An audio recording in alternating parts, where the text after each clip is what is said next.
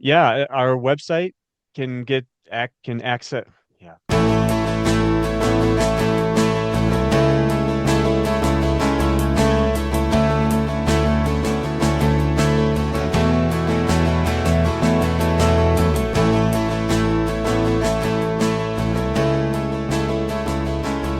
Welcome to the Greens and Blues Sports Center podcast.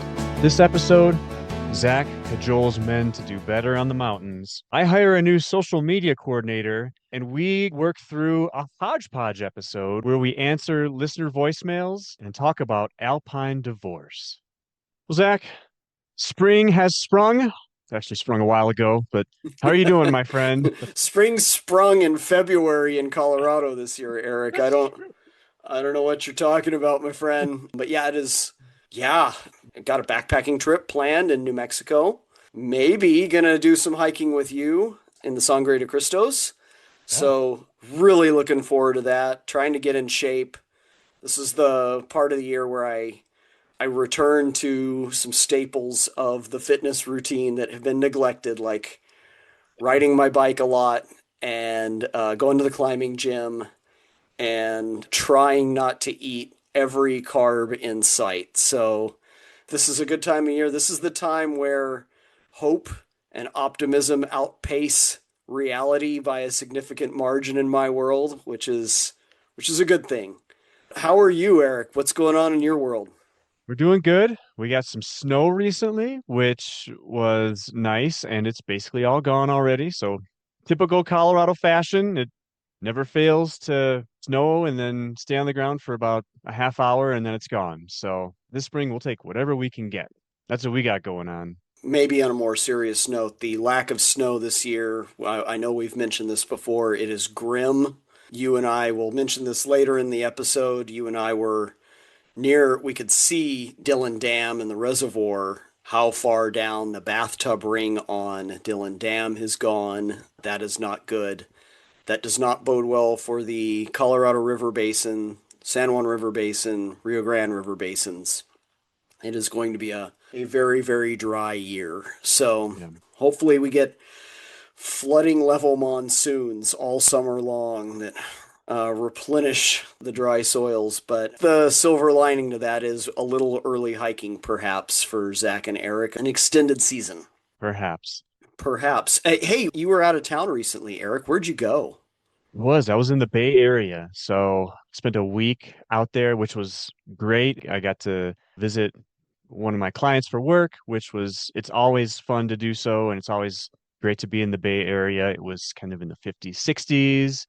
California is an interesting spot. It's got some mountains, it's got the ocean, It's it's got got lots of everything, buildings. man. It's got It's doesn't have a lot of 14ers. It's got Whitney, and that's about it. But oh otherwise, it's got a oh, don't lot of you other good throw stuff. that slander on the California mountains. Uh, It's got the Sierra. I've been teaching a Colts class this semester. California is where they all come from, you know. really? Oh Oh, boy. California is like America just turned up a notch, like Spinal Tap reference turned up to 11. If it Scientology, Oh, California, that's a good call. I didn't even think about that. Heaven's Gate, California, Oh man. Jim Jones and People's Temple, Jonestown, California. If you're going to start up a new religious movement, California is the way to go, man. It's Making me it, more cautious to go back and visit again, as I might get sucked into something that I don't want to yeah, be a part of. yeah. You could be like a sun worshiper or something like that. That'll be good. I know I've asked this to you before, but not on air. When you fly in to the Bay Area, do you sing journeys when the lights go down in the city while you're doing it? I normally don't, especially on the airplane, but it was in my head as we Mm. landed this time. And I thought, and we were landing in the middle of the day, so the lights weren't on. But yeah, thank you for plugging that into my brain and allowing that to stay there most of the time I spent there.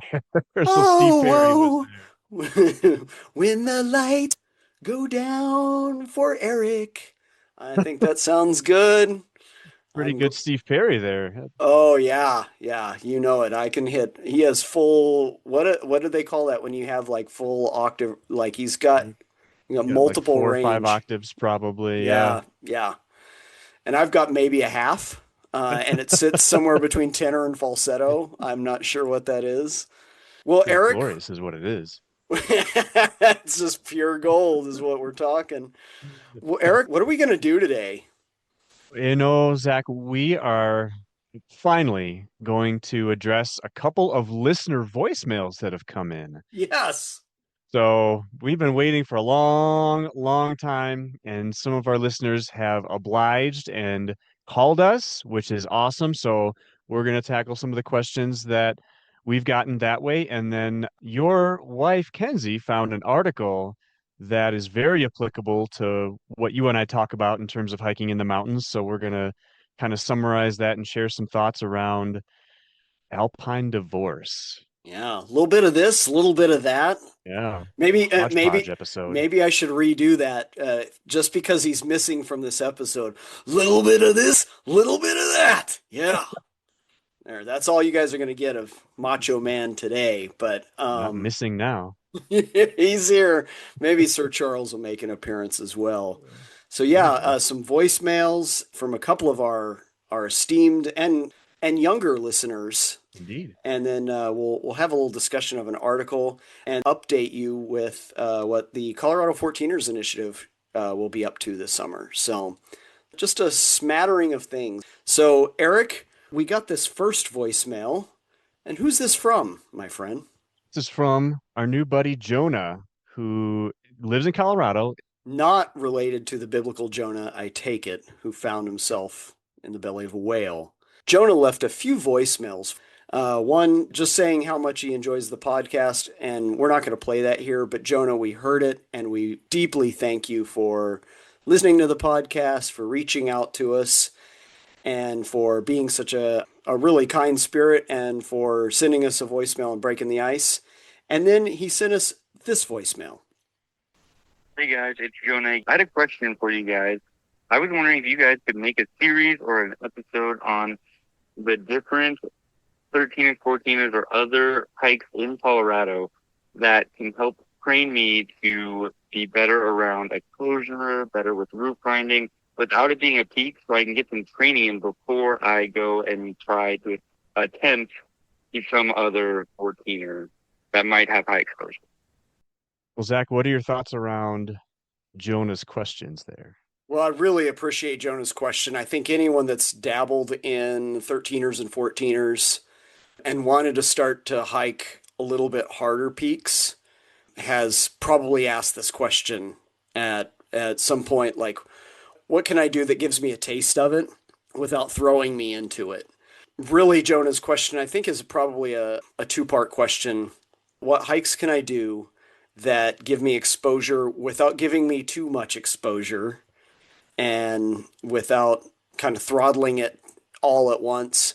And the other one is maybe more the psychological question of how do I get used to exposure? So I'm going to answer the second one first just because I'm like that.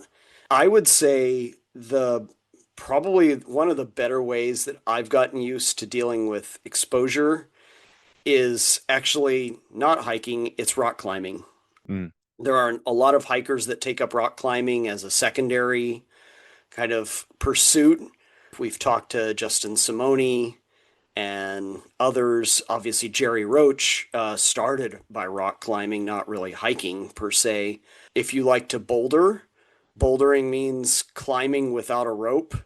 And I assume if you're in Colorado, there's going to be a gym with bouldering somewhere nearby. And that's where you climb free.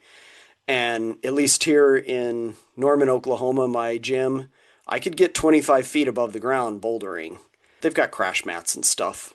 Yeah, yeah. You don't want to fall. Falling from that height at my age, I see people like jump and dismount and those, and I'm like, yeah, good for you. You don't have my ankles. But yeah, I think that's probably the first thing to give you that psychological edge a little bit. That'll give you much more confidence in your body. And if you get higher up on those bouldering routes, it'll give you much more confidence just with heights in general and with knowing that you're going to be okay and that you're safe. So that would be my first answer. Eric, do you have, before I just rattle on for forever here, do you have other stuff you want to add to that? Jonah sent us a note after he left us the initial voicemails that he did. And I think in my response, I mentioned something akin to what you just said around rock climbing, which is, I think it's perfect. I mean, you're going to train yourself physically, you're going to train yourself mentally. What can I do? How high can I go? I think that's perfect.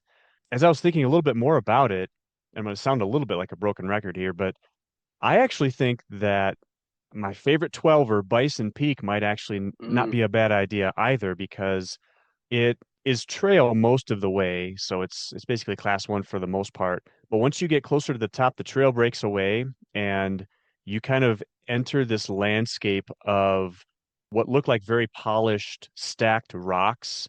And so there's not as much route finding, which I know Jonah asked about, but there is a lot of scrambling opportunities and they're all optional. You don't have to do any of them if you don't want yeah. to. If you want to get to the true summit, you do have to climb a little bit, but you can kind of test your limits there to your heart's content. There's all sorts of different structures you can climb up and down.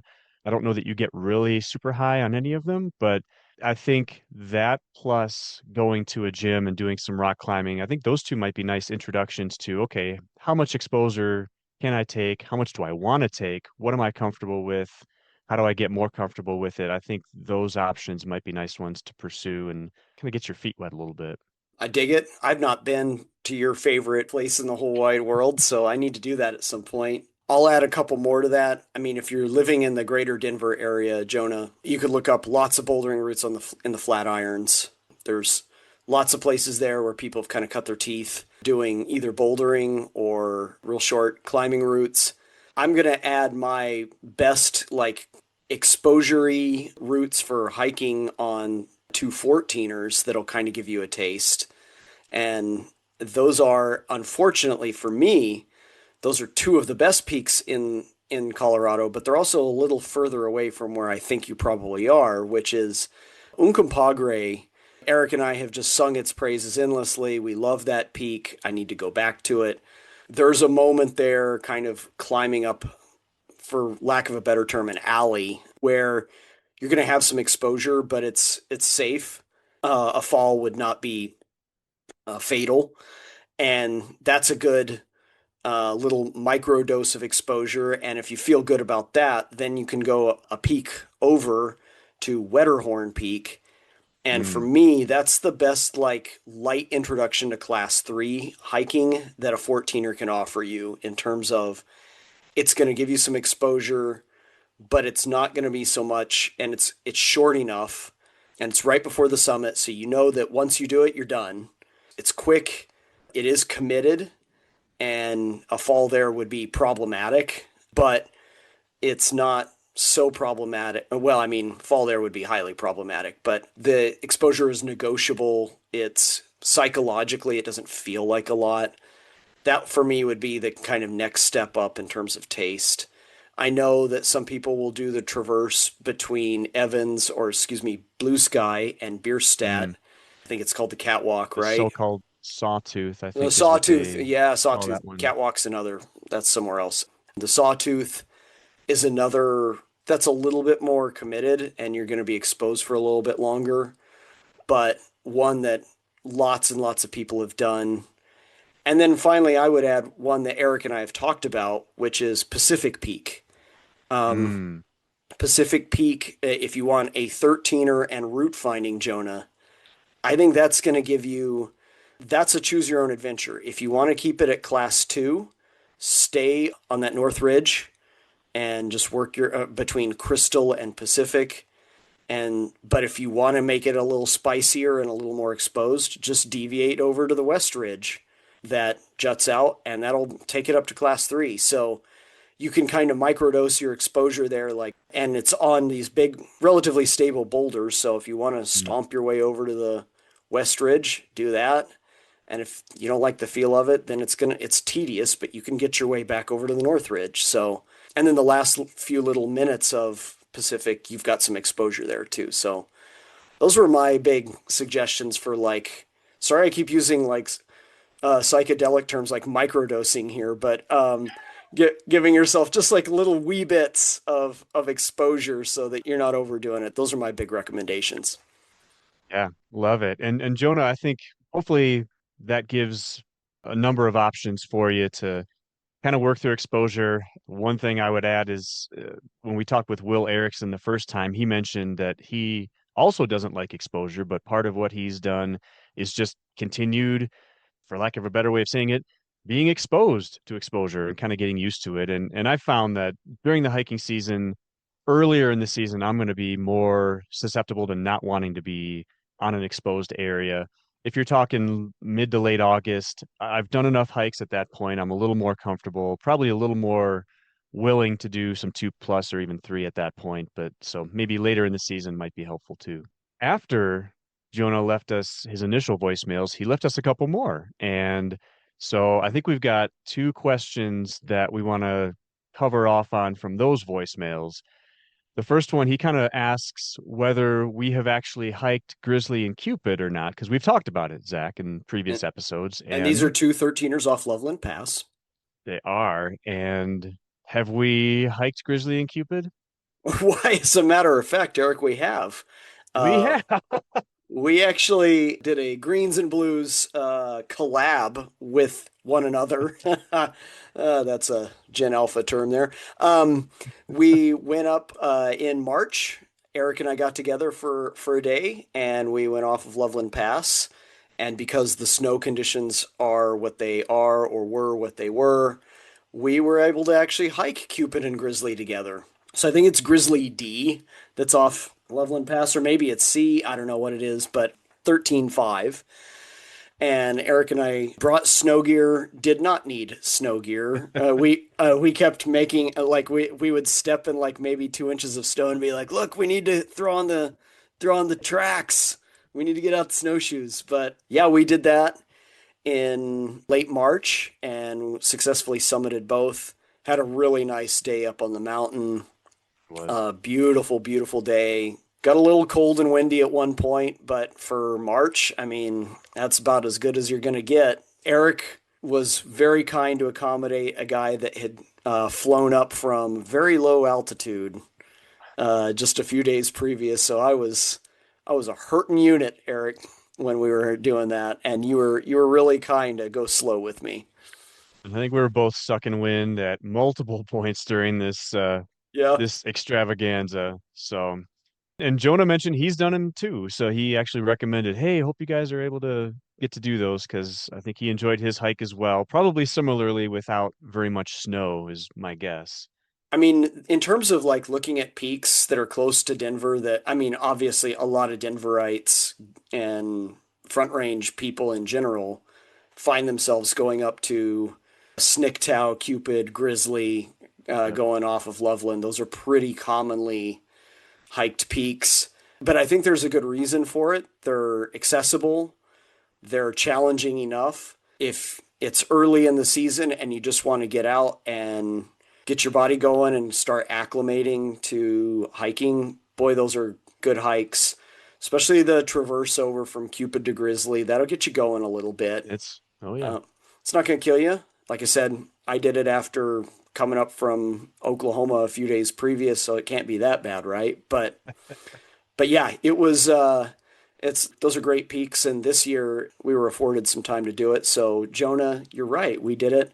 Maybe we'll do like a whole episode of peaks off highways that we like to snag. Like there's some Hmm, off Independence Pass that you can do like that, and there's a few here and there that are kind of they're not freebies. Every mountain is earned, but a little easier to get to. for sure. Well, and Jonah had one more question for us about getting onto Instagram because we are perhaps notoriously not on Instagram. And so I've reviewed it with our social media director, and as soon as he gets off his butt, we may consider Instagram. But until then, we'll have to see. That's even more effort than lazy old guys might be able to take. Eric, we have a social media director. Yeah, What's his name? it happens to be my first name. You know, is it Eric Fredrickson? Is that It, his? Did we do an internal hire for that one? it might Just be. Yeah, we promote promoted from within. may have cut a few costs that way. Well, yeah. I mean, this is kind of. we're joking here, but you hold a lot more hats than I do, my friend. You're co-host, you're editor, you're producer, you are technical expert. All I am is just on-air talent. You, So, you're the Johnny Carson to yeah. my I don't even know what the heck I would be. Schlub on the street that you pulled off and said, "Hey, you want a microphone?" um, we use the word talent loosely around here. So, Yeah, there you go. yeah, Jonah, maybe we'll get on Instagram at some point. We're a couple old Gen Xers that I think the last time I posted to Facebook in any way, shape, or form was maybe a year ago. So we're just not good at that. And the world we live in. Eric, we have another voicemail here from a different listener that we didn't make up That's either. true. We did not make this one up. This is a voicemail from a woman named Sammy, Yep. and she's a college student, and she's got a question. Hey y'all, Sammy Rodewald here. Really enjoy the podcast. As many people do, I have a goal to eventually climb all the Colorado 14ers, but partially thanks to your podcast, I'm interested in doing some 13ers too. So my question was, I'm thinking about peaks I want to hike this summer, and one of them is Mount Massive. Do you know if there are any 13ers near Mount Massive that I could bag on a Mount Massive hike that wouldn't require any crazy technical traverses? Thanks! Sammy also sent us a question via email on gluten-free options, since both of us kind of are of that persuasion, and she wanted to know some gluten-free options near Mount Massive too. I've got a few thoughts on this, but Eric, I'm interested to your thoughts on 13ers near Mount Massive. I guess I had two options, but one of them was actually a 14er. I don't know, Sammy, if you've hiked Huron Peak, but it's not that far from Massive. At least the standard route isn't. I know that it often comes up on people's quote unquote easiest 14ers lists. For some reason, that one kicked my butt. So I don't know that I'm going to put it on my easiest list, but it was a fun one nonetheless. But as far as 13ers, I haven't hiked this one, but I've read numerous reports about it, and I think it's really intriguing. Zach, you mentioned 13ers that are accessible. This one is actually accessible from Independence Pass, like you mentioned. Mm-hmm. It would be Twining Peak or Twinning Peak or however you want to say it. It's less than 6 miles round trip. It's class one slash class two. You're kind of hugging the Continental Divide Trail for much of it. You can park at Independence Pass, which is a giant parking lot, Yep. and you can actually snag an unnamed 13 around the way to and from Twinning as well. So that one's on my list. From what everything I've read, it's really straightforward. It If is. you want to tack on a 13er, I'd go after that one. So those are my thoughts. Zach, what do you think about 13ers near Massive? I'm much more literal and lateral here. So I would say, Sammy, for probably this isn't your question. So I'm going to do the professor thing, and I'm not going to answer your question immediately. I'm going to give you a different answer. Go. For me, Sammy also in an email said that she's quite fit. She's a runner, has no problem with kind of long days. So I'm going to give you a long day. I would go, if I'm going to do massive and want to get in some extra peaks and a little bit of route finding kind of experience and really want to have a great experience, my advice would be to go to the North Half Moon Creek trailhead for Mount Massive, do the Southwest Slopes route for Massive, so you can find a description of that on 14ers.com. You can also find it in Jerry Roach books. If you go do that and you'll get to this saddle, once you get to the saddle between, it's kind of the ridge line for the entire Massif, and you go right, you're going to go to South Massive. And if you go over there to South Massive and you summit that, that's a 14er. It's unranked. And then you backtrack, go back down to the saddle, and then go up again. Then I think that will put you on the proper summit of Massive, which is Mount Massive. And then if you keep going past that, past the crowds, past the people doing selfies, past the people having snacks, you will summit Massive Green. And then if you keep going past that, you will go all the way to the north end of the Massive Massif to North Massive. If you do all four of those, to my mind, that's a really, really good day. That is what Jerry Roach would call a tour day massive. Yep. That's a fantastic route. That's a long day up high. If you're fit, you could probably knock it out in the morning. And then, if you really want to make it spicy and fun, descend off of North Massive into the North Half Moon Creek drainage. So Mm. don't go back the way you came. Descend into the North Half Moon Creek drainage. It's a little steep, but it's grassy, so it's not rock climbing. And you could descend into that. And North Half Moon Creek drainage is, for me, one of the truly special drainages in all of Colorado. It's a high alpine. There's a little lake there. The run out from the lake, so when the creek dumps out from the lake, it runs over these beautiful kind of sculpted red rocks, and it flows into these lovely little streams that have flowers and grass alongside them. And starting about late June, it's a delightful place. It's a good place to have a lunch. And then if you're feeling really, really, really up to it, from that lake, you can traverse across to the essentially the south and west, and you can reach the route for Mount Oklahoma, and Oh, there you go. you can go snag a centennial along the way, and that'll give you your 13er. So I know that's a bit not quite what you asked for, and then at the end what you asked for, but for me that would be like the perfect day would be to do all that if you can really hang. But if not, hike back up the next day and do Oklahoma. So there's also another duet or trio, if you want, Sammy, that if you want to make this into a multi-day affair, if you go up to the North Half Moon Creek Trailhead, there's a bunch of kind of open camping sites along the road there. Depending on the kind of car you got, if you've got a sedan, you're going to be a little lower down, but you can actually get a little ways up that road. It's also essentially the trailhead for French, Frasco, and Casco peaks. Ah, yes. And so you have to cross Half Moon Creek to get to those, and you cross Half Moon Creek and you go up kind of an old road. And there's descriptions for this on, I believe, well, they're definitely on the Cooney's website, climb13ers.com, and you can find them in Jerry Roach's Centennial Peaks book. You can also ask us and we can kind of tell you about it. But if you go up there, that's another trio of peaks. You'll have the place to yourself. I've been up there a couple times. I've never seen a soul. And that's a really cool hike too, up to some 13ers. You'll have to do some route finding. Those are Centennial peaks. Those are awesome, awesome peaks as well. So there's definitely some options there for 13ers that are like super adjacent to Mount Massive and to that entire area. So hopefully that helps, Sammy, with at least peaks in that area. Yeah, having been, I think you dragged me up Casco many, many, many years ago, and that Oh, that was was well, we summited the wrong mountain for a minute there. That was good times. was it was fun. So you mentioned it. Sammy also asked about gluten-free eating options, particularly for a college student. You and I have both been there. So what are your thoughts, Zach, around places to eat not too far from Mount Massive that can serve gluten-free food? Well, knowing that you're a college student, Sammy, knowing what that means in terms of you're going to be hiking, you're going to have high caloric demand, and you want as much bang for your buck as you can get. You did not say you were dairy free, so this recommendation is just a gluten free option.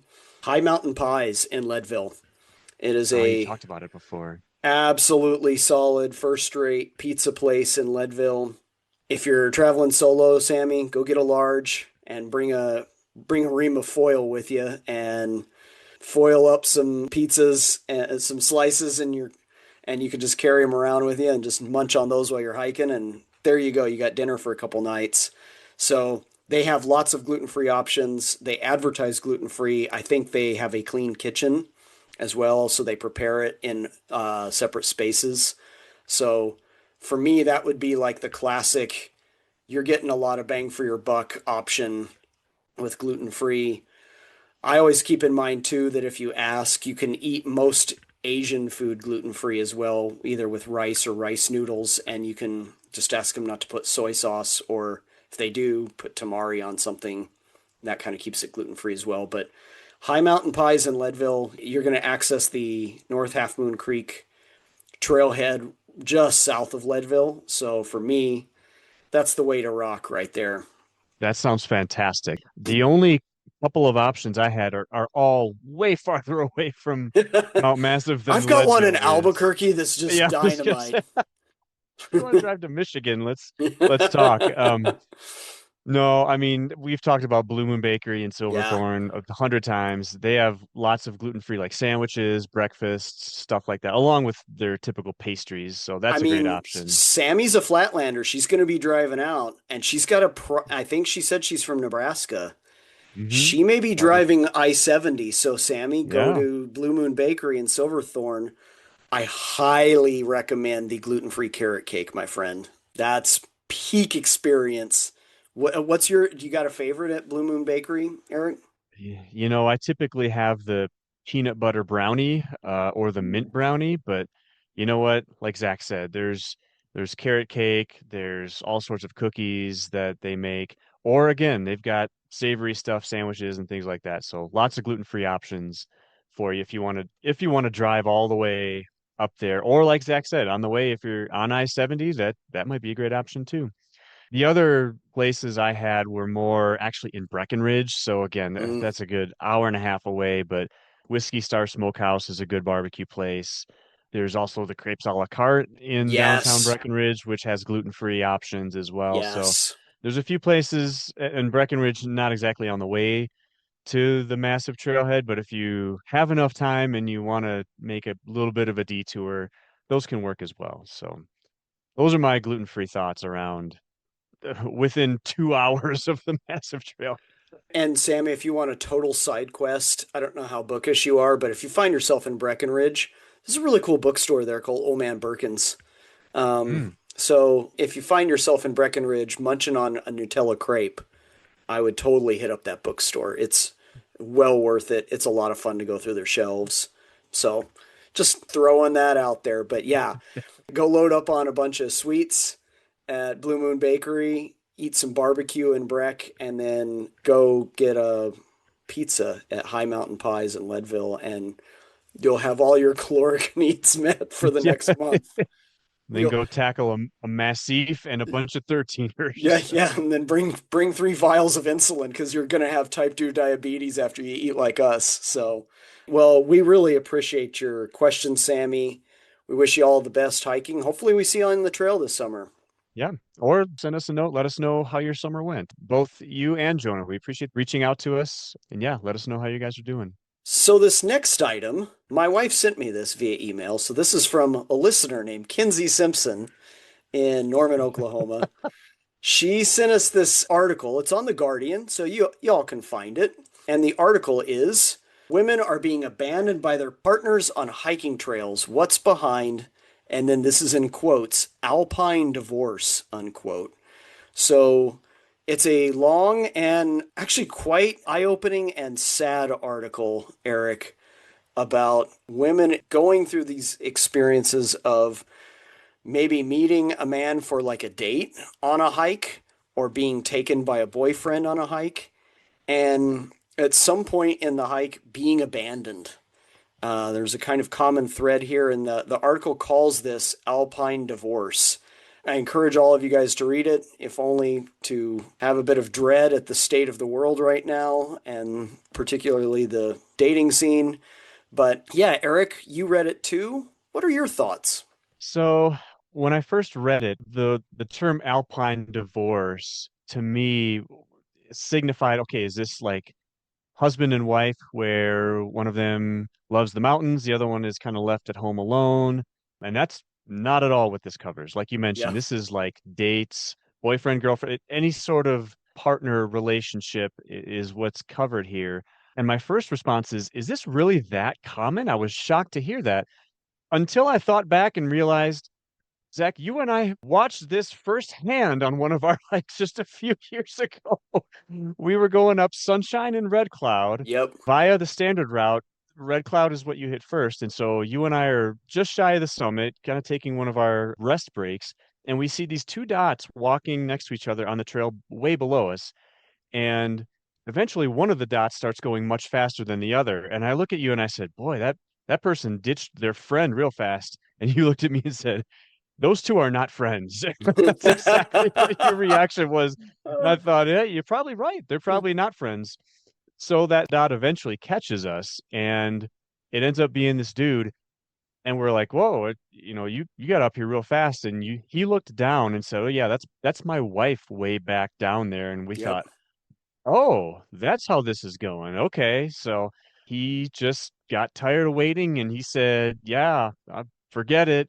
I'm just get or he didn't say forget it.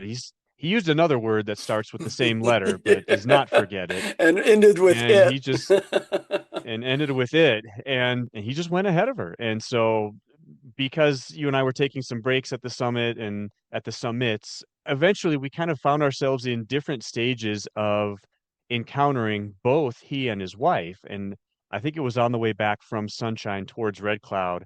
We ran into his wife and we were just kind of trying to be polite and say, hey, are you okay? Do you need anything? And she was clearly struggling. Yeah. And she's like, no, I'm okay. I'll be fine. I'm just not feeling it today. And I think you and I both read into that she was getting abandoned by her husband. And Yep. so we were very taken aback by this whole thing. And so that's basically what this article is talking about is the fact that guys are leaving their life partners, not just hiking partners, but their life partners on the trail. And, that has all sorts of negative implications. And so, yeah, those are just some of my initial thoughts, way more thoughts even beyond that. But Zach, what are your initial thoughts on this whole article? Well, I mean, at one point in that Sunshine and Red Cloud experience, I think we were coming down off Sunshine, and this woman's male companion was almost all the way over back to Red Cloud.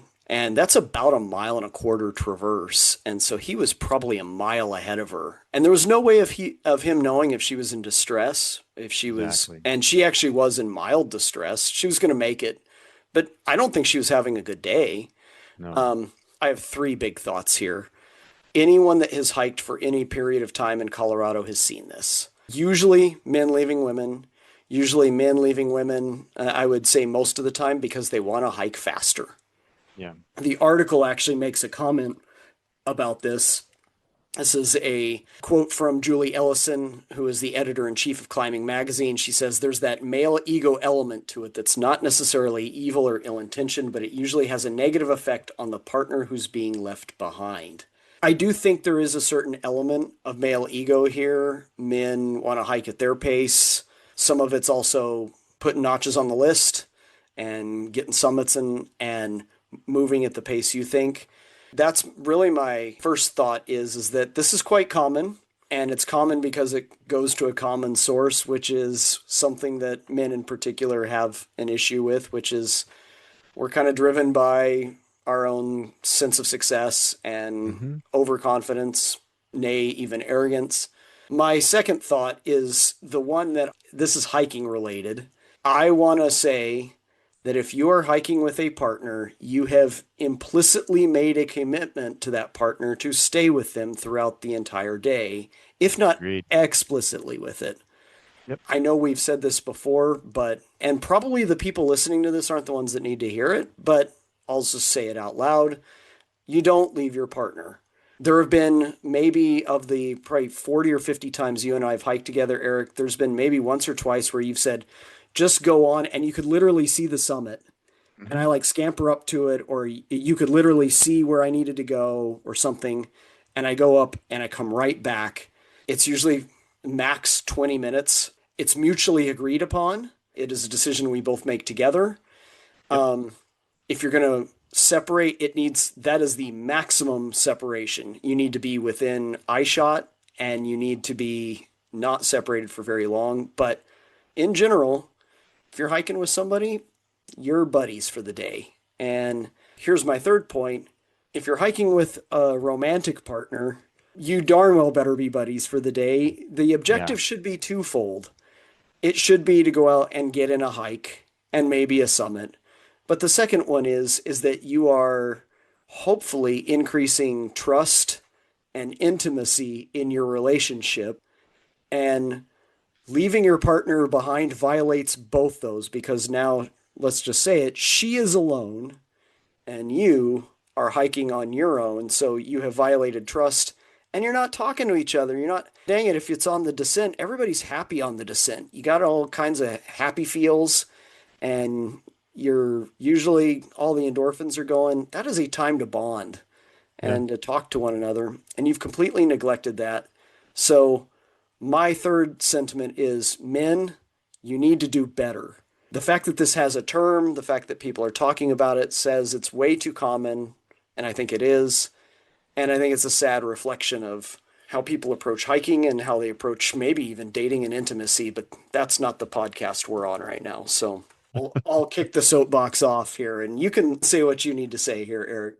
100% agree with everything you just said. And guys, if you're gonna go through and do this to the person you agreed to hike with, don't be surprised when she breaks up with you afterwards, because you did it to yourself. Your own selfishness is what drove that to happen. So have fun finding your next hiking partner, whether or not that's a romantic partner as well. That's whatever, but it's selfishness, I think, and ego that kind of drives guys to be doing this, and it's really unfortunate, and it can end up being deadly at the end of the day. So you don't want to be putting your partner at risk like that. I mean, the story cites a couple examples of more extreme cases of people being taken into the woods and being left or abandoned or otherwise by either men that have too big of an ego or men that are in over their heads. Yep. Yeah, it's really, really hard to find a partner that wants to hike at your pace. And it is highly unlikely that your romantic partner does. So both of us have partners. My wife has actually hiked 3 14ers and a couple 13ers with me.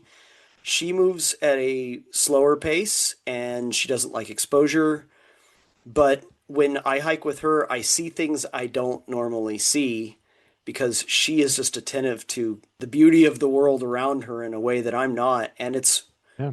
it's just a different way of doing it. And if I just slow down and just appreciate her way of doing it, it's way better. So I would say now all this is off the table. If it starts thunder and lightning, then you both need to haul butt down the Oh, trail. yeah.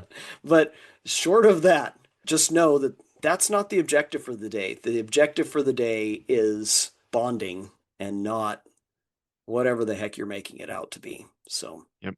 Great call. I love Kenzie, what you said there, Eric. Don't be surprised if they break up with you, because like that's like the article's like, yeah, and I got back home and I broke up with him.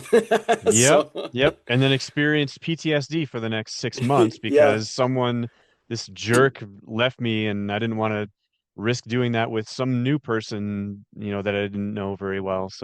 So yeah, thank you, Kenzie, for sending that article to your hubby. Hopefully that was not a hint. I'm sure that it was not, but anyways, it was enlightening, and hopefully we can all learn from it. yeah. I hadn't even, maybe I should be more self-reflective, Eric. I hadn't even thought that that might be like a shot across the bow. Like, hey, maybe you should read this. No, she sent an email in the email. It No. says this would be a fun thing to talk about on the podcast. So, Yeah. we have one last thing in our hodgepodge, our little bit of this, little bit of that episode. We wanted to give an update on stuff going on this summer with the Colorado 14ers initiative. Last year, we interviewed the chairman, CEO of CFI, and we just wanted to update you on where projects will be going on this summer. And it looks like this summer there will be ongoing work at Mount Chavano Mm. and Mount Democrat. So, and they started both those big projects last year. If anyone had hiked Chavano in the last 20 years, it was a mess. And so they're doing a lot of needed work up there. I'm sure Will Erickson is running up and down the trail supervising it. Maybe as we speak, even. Yeah, yeah, it is. Well, it is a Saturday. It is, Um, yeah. Will, if you're hearing this, I hope you're enjoying Chavano. So that's where their 2 big projects are going on. So if you guys can maybe plan around that and not necessarily walk into those projects, or if you're going to Chavano or Democrat, know that you're probably going to run into some trail crews this summer. And then they have their kind of nomad crews that are kind of running around. It says on their website that there'll be at the aforementioned Mount Massive, Quandary Peak, San Luis Peak, our good old friend Eric, There you go. Sneffels, Elbert, Wetterhorn, Columbia, Capitol, and Princeton. So smattering of other peaks where they're probably just going to be doing a little bit of maintenance on spots on the trail here and there. Okay. Really appreciate the work those guys do to keep the trails nice and keep the topsoil from flowing off into the Colorado River. Yeah, for sure. So you mentioned some multi-year things happening for both Democrat and Chauvinot. I had the impression that the Chauvinot project in particular might be even lasting beyond this upcoming summer. Is that right? Or do they share that it's going to be done soon? It's a 5-year Okay. plan and it started in 2023. So I would assume that they're going to be continuing that maybe through 2027, 2028, Okay. and depending on their progress. So yeah, Chavano was a big one. Chavano it was kind of a mess. There was a lot of Yeah. social trailing in sections of it. Other parts got lost through some willows, and I think the A lot of trail was erosion happening. there was a lot of erosion on that trail. So much Yeah. needed. And, there's that upper crust of 14ers, obviously, that gets a ton of foot traffic. Chavano gets a little bit less than that, but it's not like San Luis where, you'll get maybe 10 people on a weekend doing it. You can get 100 people on a weekend doing Chavano. So glad they're out there doing the hard work, keeping trails maintained so all of us can just check stuff off on lists and look at pretty views all day. For sure. Yeah, we definitely appreciate the CFI, all the work that they're doing, and yeah, especially I didn't realize Chavano was a 5-year project. That's a commitment right there to making the trail for a single mountain much, much, much better for us. So yeah, we definitely appreciate that. That may be the longest project they've ever done. I Uh, bet. well, I don't know. Maybe we'd need to have the CEO back on here, but there are clearly some trails that have been given some time. La Plata Peak has a really Mm, nice, the standard route on La Plata, not the southern route that you've been on recently, Eric, but that's a really well established trail too. So maybe some of these were longer term projects, but yeah, they're doing some work up there. yeah. Well, Zach, what are we going to talk about the next time we talk about something? So the next time we have a couple auspicious guests We do. on our podcast, John and Allison Kirk. And for those of you that don't know the names, John is the John in Lists of John fame, who maintains the largest, most comprehensive, most up to date, and accurate database of peaks, what, about 10,000 feet now in the US, some of Canada, and some of even Mexico. I think it's Um, even lower than that. Like it lists the is it? high points of Michigan for crying out Yeah. loud, which are like 1,000 something. So yeah, it's a massive undertaking. So yeah, and Allison is his not just life partner, but also absolute hiking partner. They are prodigious hikers on top of Hmm. maintaining this incredible resource for hikers. If any of you know of Lists of John, it lists all these peaks, but you can go and maintain your own list. I've never done that actually. I just keep a spreadsheet because that's the kind of nerd I am. But yeah, you can go on Lists of John, you can sign up and you can keep a list. You can check out trip reports and so forth. And they're going to be guests on the show in our next episode. Yep. We're looking forward to talking with John and Allison and kind of catching up to maybe the personal side of what caused Lists of John to exist in the first place. So that'll be a fun interview. So, Eric, in the meantime, if people want to send us more voicemails Ah. or emails, I know this is a real thing. We've manifested it. How can they do this, Eric? Yeah, Zach, we love hearing from our listeners. Obviously, we spent half our episode here talking about listener interactions. So, yeah, if anyone wants to leave us a voicemail, communicate with us through Facebook, YouTube comments, Spotify comments, you can get a hold of us those ways through our website, which is Not greens and Instagram. not. Oh, we may have to hire someone that's willing to work for free for that one. Yeah. Our website can give access to all of those ways to get a hold of us, greensandbluespodcast.podbean.com, or you can just go with old-fashioned email, which is greensandbluespodcast@gmail.com. Or you can send us a gift through snail mail. What can people send us, Zach, to show their appreciation? They can go to High Mountain Pies and buy a pizza and get it wrapped in foil and FedEx it to my house. There, How's that there you sound? go. That sounds great. As long as it's gluten free, that sounds like a great idea. Yeah, and I'm especially don't do that because I can't even eat dairy. So yeah, what am I saying? What I'm just full of it. Yeah, we thank you guys so much for reaching out to us. It's so great to hear from people, writing a couple old dudes and asking them for their wisdom on the hills. It's really nice to interact with you guys. Nice to be able to fill a show with your questions, which are great. Because it's beginning of summer, we wish everyone well and hope you guys are all off to a good start to your hiking season.